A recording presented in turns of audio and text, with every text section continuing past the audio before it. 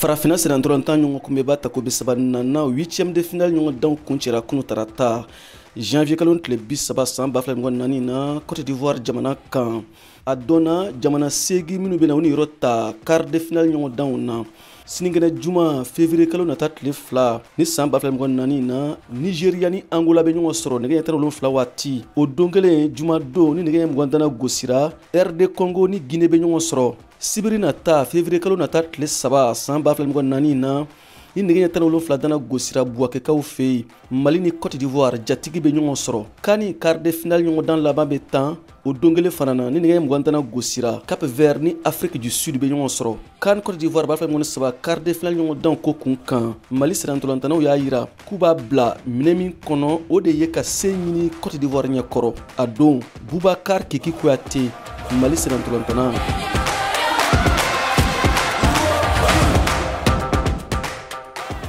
Mali Côte d'Ivoire a ballontan ma deli ka kɛ ballontan nɔgɔma ye mais objectif kelen de don an nana trophée de kama donc on va tout faire pour que ka se ka match gagner an ka objectif de ka match gagner ni Ala sɔnna on va tout faire pour que ka gagner. Falaye Sakɔ Mali Sénatolantana wɛrɛ. Côte d'Ivoire Mali bon ballontan de don ballontan foyi ma nɔgɔ détail damadɔni de b'a bɔ ɲɔgɔn na donc je pense que Côte d'Ivoire Mali ça serait un bon match a bɛna kɛ match ɲumanba de ye. Donc, on a un match préparé, on a un match préparé sans stress, sans pression pour aller terminer le match là-bas qui a fait la victoire sur le Togo. Sekou Koita, Mali Sénatolantana. On a fait tout comme match bena en jeu de dos. On Ivoire match février à thème. A bekera compétition wera ou la kera jamana wera ou mais on Ivoire ka jeu Ivoire yera terrain au fait réalité wera. Donc on a match joué, match don. On va pas qui inventer. Mais on verra bien ce qui va se passer. Vu que Ali a damné en compétition jusqu'à amasser la défaite il faut à ce niveau là. Donc malon fana kan wusigi ni ko doy pour les matchs prochains à la zone. Aloubadra Diallo Conti Mali forobaton de karamɔgɔ dankan ka fɔla laɲiniw ma falen ka se sɔrɔ. Ballontan gɛlɛma don parce que match à élimination directe ça bɛ siran a fagabaga bɛ siran o bɛ siran cogo min na fana bɛ siran ils sont chez eux c'est qualifié en demi-finale ni Ala sɔnna on va tout faire on est prêt pour ça on n'a peur de rien si on veut aller loin on a les moyens pour aller au bout. Ka segin ka kuma Mali ni Burkina Faso ka 8e de finale ɲɔgɔn dan kan min tana kunu tarata stade Amadou Gon Coulibaly la Korogo Eric Sekouchel Mali forobaton de karamɔgɔ y'a yira ko ale ka fɛɛrɛw de ɲɛna.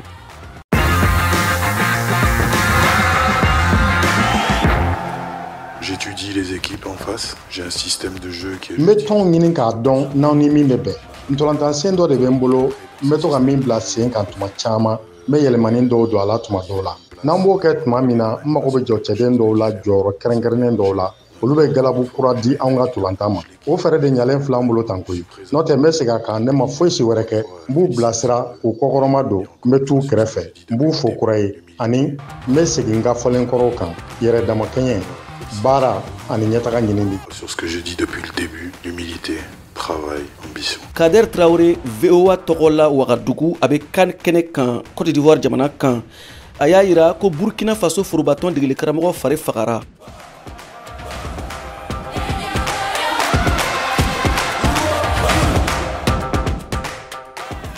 Burkina Faso ka so cɛmanw olu bɛnna Mali ka samata sɛgɛnw ɲɛfɛ kunu taratalon Korogodugu kɔnɔ kan 2023 ka 8e de finale ɲɛkɔrɔ. Sénatolontan banni kɔ an y'an kanbɔ Burkina Faso ka degeli karamɔgɔ ma Hubert Velud. Oui, pour nous ce soir c'était une grosse déception, une grosse désillusion. An ka fɔ ko nin Sénatolontan nin kɛra dusukasi le anw ma. Sabula waati fɔlɔ la an ma se ka an jɔyɔrɔ bin bɔn I cɛlu cana ballontan daminɛman na o y'a yira ko anw yɛrɛ tun ma dakelenya an ka sigiyɔrɔ la fɔlɔ mi-temps filanan na an yɛrɛ tun y'an yɛrɛ fari gwɛlɛnya ka se ka na ni réaction ɲɛnama ye ka se ka an ka Sénatolontan joueur dɔw yɛlɛma nka an bali an ka se ka bi kelen ta joona joona nka an y'an lɔyɔrɔ bin bɔn a laban na. But d'entrée de mi-temps sur la deuxième mi-temps j'ai rien à reprocher même les joueurs mais beaucoup sur la première. Bertrand Traoré ale ye Burkina Faso ka capitaine ye. Non, c'est pas les limites du Burkina. Ni ti an ka équipe dan ye a b'a lɔn ko match minnu bɛ tan ni mɔgɔ ka ɲi ka bɛn tako kelen na o ka gwɛlɛ dɔɔni an tun ye ka fɛn bɛɛ bila sen kan min bɛ se k'a to an ka tɛmɛ nka anw bɛna taa sɔgɔ ka se ka taa an kɔrɔ gwɛlɛn ka baara kɛ an n'u ka équipe nin kɔni n'an y'a filɛ natolontan ɲɛnamaw baara an ka ɲi ka sɔgɔli ka taa baara kɛ ka segin ka na. Être prêt pour les prochaines échéances. Sénatolontan banni kɔ Burkina Faso ka tannikɛlaw caman sigira u ka club ra la yaasa ka se ka taa tari kɛ u ka championnat ra.